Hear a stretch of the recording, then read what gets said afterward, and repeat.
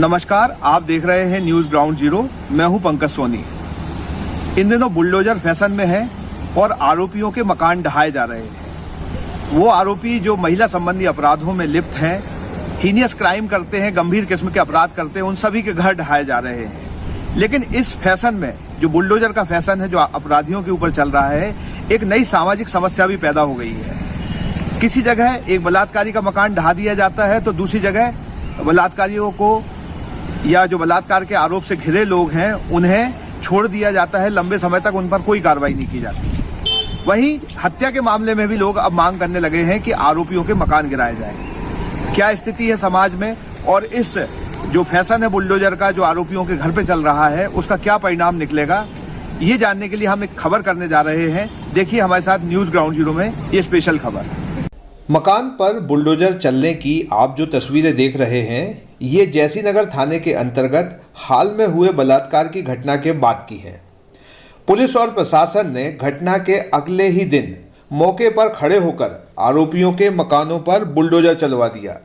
वहीं दूसरी ओर जैसी नगर थाने के ही अंतर्गत 8वीं की छात्रा के साथ हुई बलात्कार की घटना के दोनों आरोपी गब्बर लोधी और अरुण जाट पिछले 15 दिनों से खुले घूम रहे हैं। वकौल पीड़ित परिवार, पुलिस प्रशासन इनके घर पर बुलडोजर चलाने की जगह उल्टे उनके घरों को सुरक्षा दे रहा है। उन्होंने ये भी बताया कि इनके मकान सरकारी जमीन पर अवैध तरीके से बने हैं, लेकिन अब तक कोई कार्रवाई नहीं हुई। परिवार का सरकार से सवाल है कि छोटी सी मासूम बच्ची के साथ बलात्कार पर यह दोहरा मापदंड क्यों प्रशासन और पुलिस तुरंत कार्रवाई नहीं कर रही। मध्य प्रदेश सरकार इस समय हर उस अपराधी के ऊपर जो महिला अपराध से जुड़ा हुआ है बुलडोजर चला रही है, उनके अवैध निर्माणों को गिरा रही है, ताकि समाज में संदेश जाए कि जो भी महिला संबंधी अपराध करेगा वो बच नहीं पाएगा। लेकिन यहाँ आप भेद देखिए, जो कार्रवाई है उसका दोहरा चरित्र देखिए कि जैसी नगर थाना अंतर्गत जो 15 दिन पहले एक 8वीं पढ़ने वाली बच्ची के साथ बलात्कार होता है, उसके 2 आरोपी गब्बर और अरुण दोनों बेखौफ होकर गांव में घूम रहे हैं। परिवार में शादी हो रही है, शादी का आयोजन हो रहा है, आजू बाजू से पुलिस घूम रही है। लेकिन अभी जो 5 दिन पहले एक छोटी सी बच्ची के साथ घटना हुई है, उसके आरोपी चैन सिंह का मकान पुलिस ने ढहा दिया, आनन फानन में ढहा दिया। और दूसरा एक परिवार है, वो इस बात की गुहार कर रहा है कि उनके यहाँ एक छोटी सी साल की बच्ची के साथ बलात्कार की घटना हुई है और पुलिस है कि सुन नहीं रही है, प्रशासन है कि उसके कान में जू नहीं रेंग रही। तो आखिर ये इतना भेदभाव क्यों? घटनाएं एक सी है, महिला संबंधी अपराध है, छोटी छोटी बच्चियों के साथ बलात्कार जैसी घटनाएं, लेकिन जो प्रशासन है, जो पुलिस है, उसका ये भेद भरा रवैया क्यों है?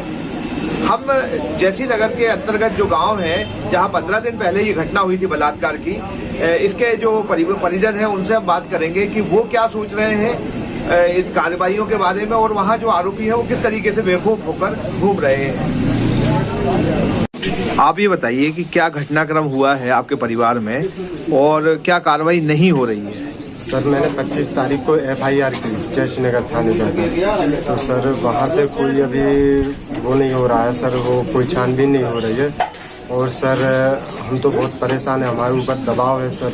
25 तारीख की बात है, आज लगभग इतना समय होगा सर। और दूसरी जगह जैसे नगर थाने का एक और केस था, वो 4 दिन में निपट गया, सुलझ गया। तो सर हमारी कोई भी वो नहीं है। 15 साल की बच्ची है, 8वीं पढ़ने वाली बच्ची है सर, उसके साथ दुराचार हुआ है। तो सर हम तो बहुत परेशान है सर, हमारे ऊपर बहुत परेशान। मतलब जो घटना हुई है बलात्कार की, उसके बाद वो आरोपी के मकान तोड़े गए क्या? नहीं, उनके मकान भी नहीं तोड़े गए। कोई प्रशासन कोई ऑब्जेक्शन ले ही नहीं रहा है।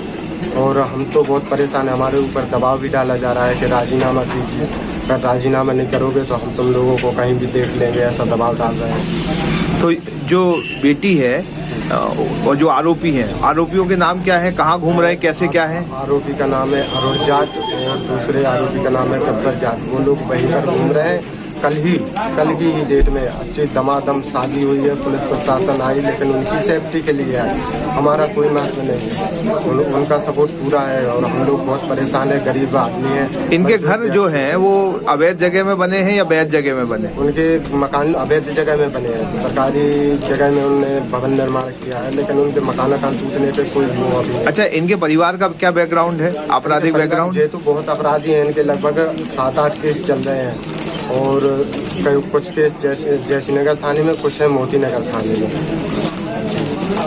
आप क्या चाहते हो? मैं ये चाहता हूँ न्याय होना चाहिए, जो न्याय होता है सत्यमेव जयते कहते हैं, वही न्याय होना चाहिए। और क्या कार्रवाई चाहते हो जो आज सरकार कर रही है? सरकार तो बुलडोजर चला रही है, लेकिन हमारे यहाँ तो कोई बुलडोजर नहीं चल रही है, कोई वो नहीं हो रहा है। और बाकी अन्य जगहों पर ऐसे अपराध होते हैं तो डायरेक्टली बुलडोजर चलते हैं, उनको तुरंत अरेस्ट किया जाता है, लेकिन हमारे यहाँ ऐसी कोई कार्रवाई नहीं है, ना ही बुलडोजर चल रहे हैं और ना ही मकान गिराए जा रहे हैं, ना ही अपराधियों को पकड़ा। क्यों नहीं हो रहा है ऐसा मैं क्या बताऊँ। मैंने 25 तारीख को वो रिपोर्ट भी लिखवाई है, जिसमें अभी तक कोई कार्रवाई नहीं हुई है। ऐसा अब फिलहाल सरकार का बुलडोजर महिला संबंधी अपराधों पर चल रहा है, लेकिन अब दूसरे अपराध के पीड़ित भी आरोपियों के मकान पर बुलडोजर चलवाने की मांग करने लगे हैं।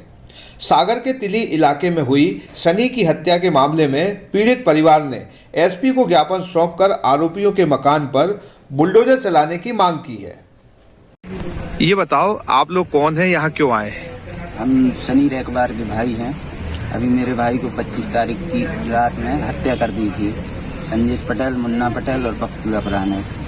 तो उनके मकान गिराने की कार्रवाई की जाए, इसलिए हम एसपी साहब से मिलने आए थे। तो एडिशनल एसपी साहब मिले तो उन्होंने बोला कि अगर नाम पे होगा अपराधी के मकान तो गिराया जाएगा, वरना ऐसे मकान नहीं गिरेगा। किस किस के गिरेंगे? और ये जुआ भी खिलाते हैं, दारू बेचते हैं, वहीं सब करते हैं और अवैध जगह में इनका मकान बना है। किस जगह पे है इनका मकान? अवैध जगह पे? ये गल्ले में है, तिली एरिया में। हाँ। तो आप चाहते हो कि मकान उसका भी टूटना चाहिए? उसका भी मकान टूटना चाहिए। और जैसा पुलिस कह रही है तो वो अगर उसके नाम पे होगा तभी गिरेगा ना? जी, पुलिस बोल रही है कि अगर उसके नाम पे होगा अपराधी के तो मकान गिरेगा, नहीं तो ऐसे किस किस के गिराएंगे। आप सहमत हो इस बात से? नहीं, मकान गिरना चाहिए। मकान गिरना चाहिए इन लोगों के। सबके गिर रहे हैं, सबके गिर रहे हैं तो उनके क्यों नहीं गिर रहे? नहीं तो उसके अब उसने कोई मकान अवैध निर्माण किया हो या अवैध जगह में, उनके पूरे मकान अवैध जगह में बने हैं। अच्छा, ये जो तुम्हारे भाई है इसने कोई आवेदन दिया था कि जान को खतरा है इन लोगों से? 2-3 महीने पहले आवेदन दिया था यहीं पे एसपी कार्यालय में। जी, मेरे को इनसे जान का खतरा है। किन किन लोगों से? संजेश पटेल। तो उस पर कोई कार्रवाई नहीं हुई उस आवेदन पे? नहीं। क्या नाम है आपका? लकी रेकबार। बुलडोजर के मामले में अधिकारी कोई भी आधिकारिक बयान कैमरे के सामने देने से इनकार कर रहे हैं।